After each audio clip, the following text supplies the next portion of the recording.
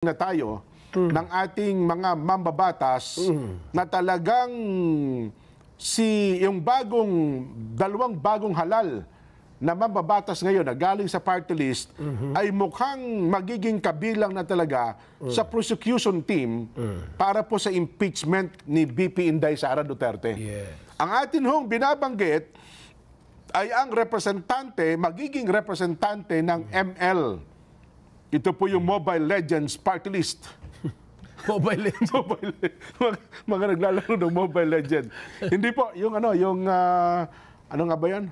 ML. Basta yun yung ML na yun. Ang kanilang representante ay si dating DOJ, dating Senador Laila De Lima. Yan. Pangalawa ay ito pong Akbayan. Tama ba? Akbayan, ano? Akbayan Representative Attorney Chel Jokno. Ayan, ano ha. Sila pong dalawa ay mukhang mapapasama na doon ho sa prosecution team. Ayan, ito po yun, balita. Ayan. Ayon mismo dito kay Lanao del Sur, ayun pala, mamamayang liberal pala, Kuya Benny. Sorry po. Hindi ko, ngayon ko lang, talagang hindi ko kasi ma-internalize. Hiling mo kasi mag-ML eh. Ang alam ko kasi, Mobile Legends, double kill, mga ganun. Ay, naka. Sinabi po ni House Assistant Majority Leader at Lanao del Sur, Representative Zia Alonto Adjong, ang planong pagsama po kay Congresswoman-elect Laila De Lima sa House Prosecution Panel na siya pong lilitis kay VP Inday Sara Duterte sa nalalapit pong impeachment trial. Ayon po kay Kong Adjong, wala itong nakikitang conflict of interest sa pagsali po ni De Lima na marami umanong alam sa issue ng extrajudicial killings. Sa panayam, ang pagsama daw po kay De Lima bilang isang lehitimo, estratehiko at sumunod sa patakaran ng House of Representatives bilang tugon sa mga batikos ng ilan, kaugnay ng pagiging kritiko ng dating Pangulong Rodrigo Duterte, at maging sa kanyang anak na si VP Inday Sara. Parang ang dating ay parang mayroong axe to grind.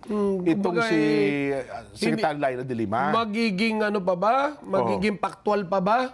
Yun ang tanong, Magiging makabatas pa ba? Yan, oo. Yung ating gagawing aksyon na yan? O magiging personalan na? Yan, oo.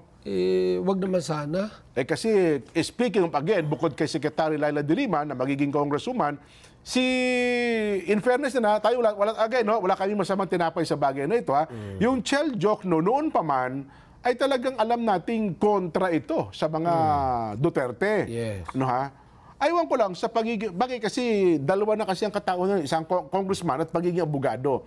Di ba ang isang abogado, halimbawa ang abogado, Kuya Benny, tatanggap ka.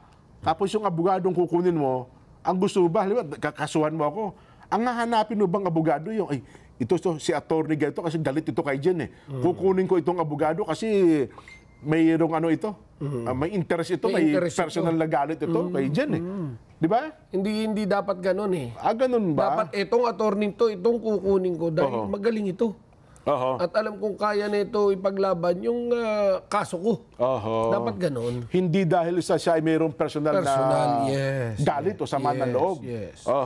Itinuro pa po ni Kong Adjong na pinapayagan ng House ang pagkuha daw po ng external legal experts upang makatulong sa pagbuo ng matibay na kaso na mayroon pong precedent noon pong 2012 impeachment trial ng yumaong dating Chief Justice Renato Corona. Ayon po sa mambabatas, ang track record at legal experience ni De Lima ang dahilan na kung bakit siya kwalipikado upang tumulong sa pag-uusig kay Duterte. Sinabi rin po ni Adjong na pamilyar si De Lima, pamilyar po si Secretary De Lima, Congresswoman De Lima, sa kaso ng pagdukot at sa dami ng mga biktima ng EJK at binanggit ang mga affidavit ng whistleblower na sina Las Cañas, Matubato bilang mahalagang sanggunian. Ayun. Ayun, ito po. Yun ang ating balita. Maukol may kinalaman sa bagay na ito. Again, ang magiging tanong ng ating mga kababayan, sila ba ay magiging fair, di ba? Sa pagharap ng kaso at sa paghawak nila ng kaso kay BP Inday Sara. Kasi ang kanilang iuusigin naman ito, hindi si Pangulong Digong, di ba? Ang kanilang uusigin dito ay ang pangalawang Pangulo, BP Inday Sara Duterte. Di ba? Basta't ang ating nais makita sa mangyayaring ito ay magiging parehas ba ito sa taong bayan? Ayun, diba? Hindi natin dito pinag-uusapan na kalaban yan, kakampiyan ni Inday Sara o ano. Ang atin yung bang ipaglalaban mo, yung kapakanan ba ng taong bayan o ng sarili mo? O gusto mo lang makabawi? O gusto mo lang makaganti? Ipinakulong ako nito Di ba? Ipinahiya ako nito noong mga panahon na yun Na, parang ganun Kaya kailangan masiguro lang natin na yung kapakanan ng taong bayan, yun yung dapat bit-bit ng dalawang ipapasok nila. Impartial ang kanilang magiging pagharap sa kaso, no? Yes, dapat.